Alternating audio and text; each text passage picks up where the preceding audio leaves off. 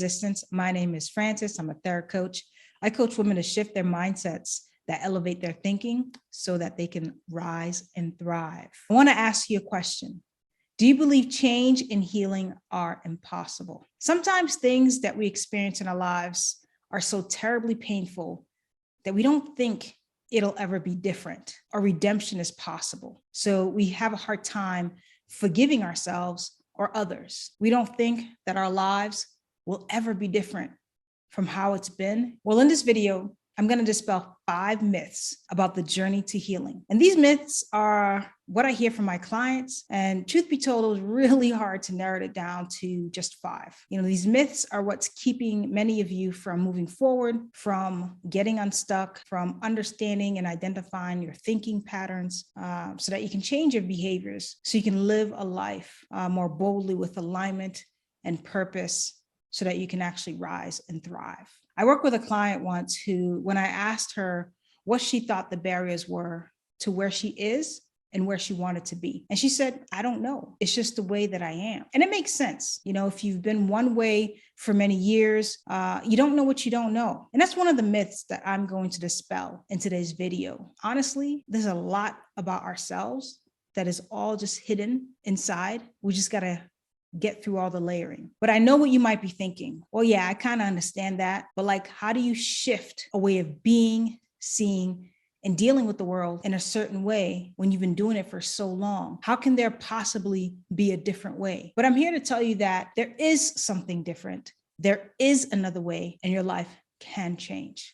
So I'm going to dispel these 5 myths that I hear quite frequently from my clients that I coach, and we're just going to jump right into it. I'll start with the first myth. The first one that I shared about my client earlier. So we'll dissect this a bit deeper and really go into it. Myth number 1, it's just the way that I am. I've always been this way. This is a limiting belief, and a very powerful one at that. So I'm going to challenge this thought, not in my usual way where I say something like, you can change the way you think, feel, and behave, which I 100% believe, because that's what Rise and Thrive is really about. But for you, in whichever state that you're in, you might really find that hard to believe. So I have one word for you: neuroplasticity. So if you're not sure what this means, then stick around a bit. Neuroplasticity can be viewed as a general umbrella term that refers to the brain's ability to modify, change, and adapt both structure and function throughout life and in response to experience. That's just some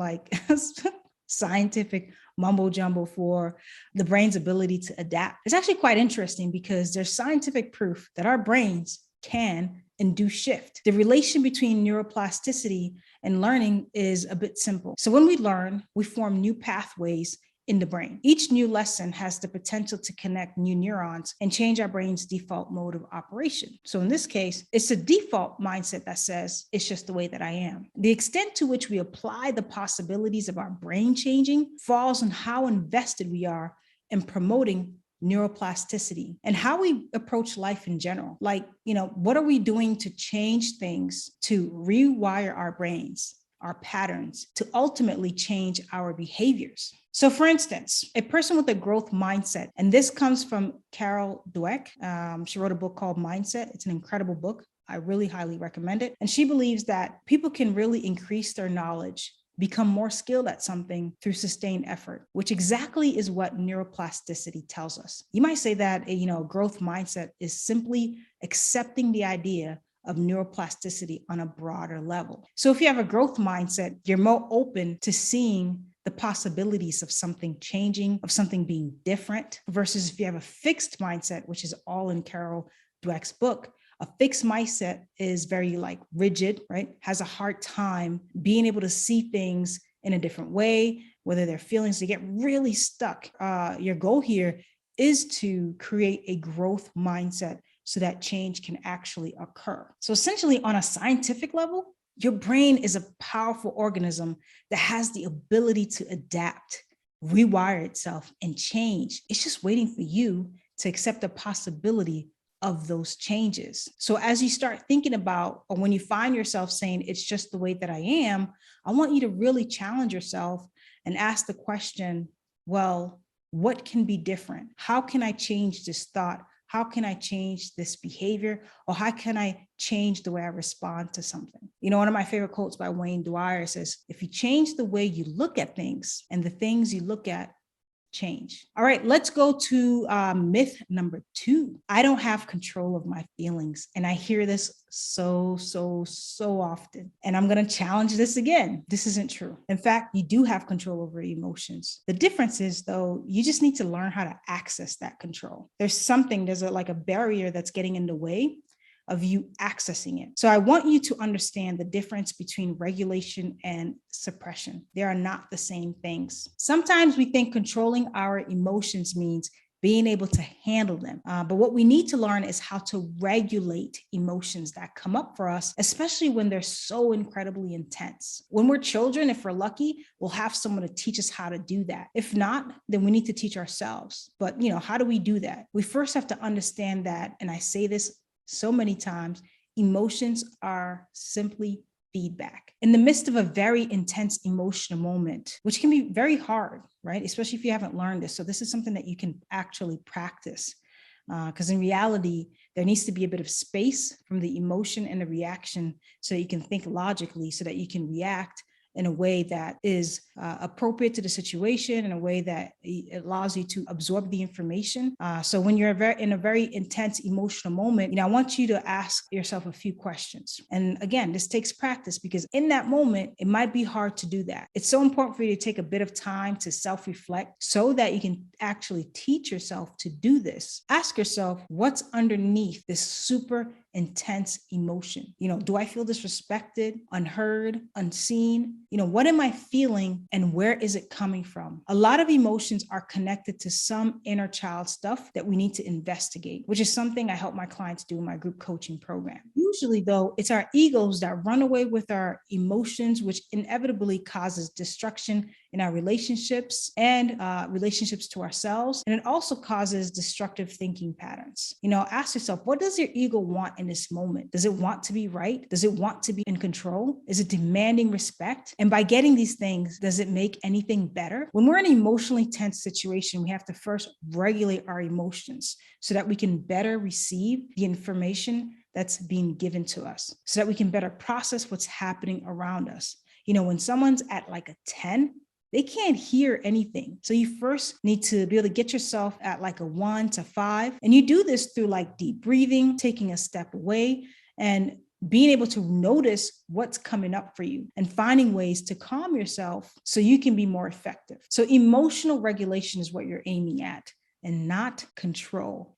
Find ways to regulate, and it'll go a long way for you. Another favorite quote of mine is by Viktor E. Frankl. He wrote Man's Search for Meaning. It's an incredible book. I highly recommend it. He says, between the stimulus and response, there is a space. And in that space lies our freedom and power to choose our response. And in our response lies our growth and freedom. Myth number 3, I feel selfish for wanting things to be different in my life. When I hear clients say this, it literally makes me feel so sad. It is not selfish to want to heal. It is not selfish to want your life to be better and different. It is not selfish to want to change the way you think and feel about yourself. The hard part about change is those around you benefited from your lack of it. If you're someone that takes on the caretaker role, that was definitely me, the nurturer, once you start changing, those who you were taking care of can't benefit from that anymore. If you're someone who gets the brunt of an emotionally abusive person, then when you step away and remove yourself from that person, or limit your interactions with them, they can't benefit from making you feel small. So for the sake of your emotional sanity, for the sake of the beautiful life that's waiting for you on the other side, be selfish as hell. It doesn't mean to be hurtful. It means to create and hold your boundaries. I'm not gonna lie, it's gonna be super challenging when you start to make those shifts, because people around you are gonna challenge those changes for various reasons. Your change makes them uncomfortable. It might even make them see things about themselves that they've been unwilling to see. For so long, you've been putting yourself aside for other people, and it's time for that to selfishly change. One of the definitions of being selfish means arising from concern with one's own welfare or advantage in disregard of others. If your state of being is causing you pain, it's costing you your peace, then yes, be concerned and begin to strategize on making some really tough but powerful decisions. Here's another quote for you. This one's by Buddha. You yourself, as much as anybody in the entire universe, deserve your love and affection. Myth number 4, I'll never find motivation. Motivation is a big one for my clients. They tell me how they don't have the motivation or they can't find it. Truth be told, I really can't stand that word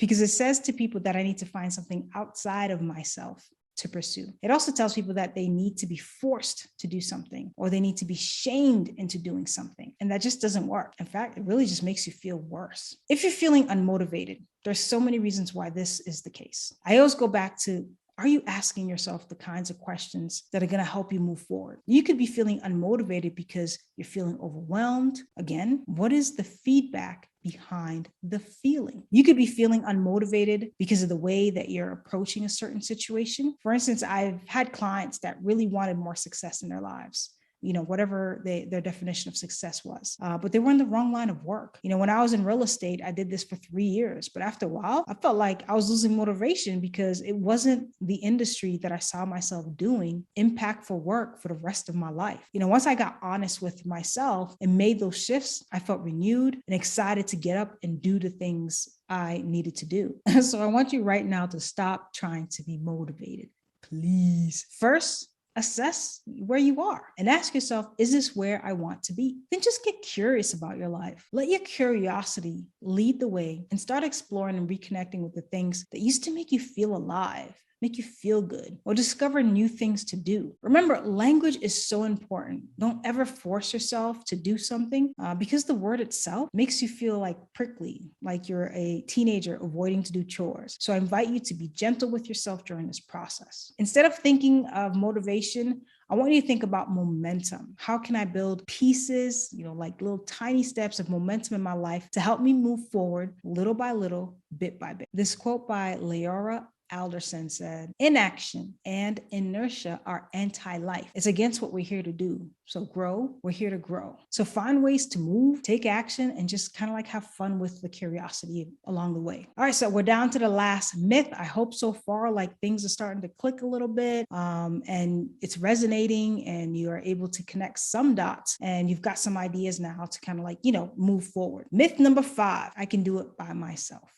You can't do this journey alone. There are moments where it needs that solitude, but we're humans who thrive from the connections with others, even if it's just one person. Without a support system, your healing journey is going to lag. Whether you find support systems through books, videos like this, or a Facebook group, find something. Your healing journey will accelerate the more you bring trusted and supportive people around you. You might be wondering why that is. Well, when you're able to see that you're not alone in this experience, it's very powerful to witness. Having someone to lean on during tough times gives you the strength to continue. So being able to bounce ideas off people and then having someone as a sounding board helps with different perspectives. A group also gives you an opportunity to be helpful as well. Sometimes getting out of our own stuff to help someone else is a powerful way to remember there's more to life than us and the stuff that we're going through. It also allows you to see and discover skill sets that you've already had, but weren't able to show because of the environments that you in. Isolation is never the answer because it can often amplify feelings of loneliness and separation. Another one of my favorite quotes by the African proverb, if you want to go fast, go alone. If you want to go far, go together. I really hope these myths give you the impetus to begin to change your life. Change is absolutely possible for everyone.